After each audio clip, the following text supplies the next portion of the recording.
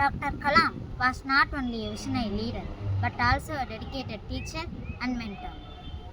Rameshwaram's gentle light, a boy with dreams took flight from sands of time to skies so high.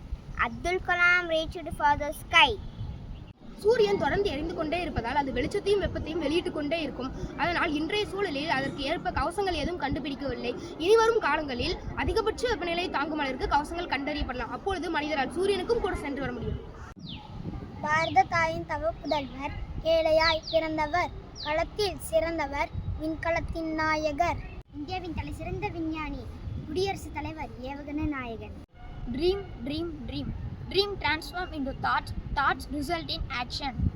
அறிவியல் ஆளுமை doctor APJ Abdul Kalam ஐயா அவர்களோட ஓர் நேர்காணல், கற்பனை அல்ல, வாழ்ந்து காட்டிய வரலாறு. உங்களிடம் பகிர்ந்த வார்த்தைகள் எல்லாம் அழகான வார்த்தைகள் என்பதை விட ஆழமான விதைகள் என்பதை உணர்ந்திடுவோம், செயல்படுவோம்.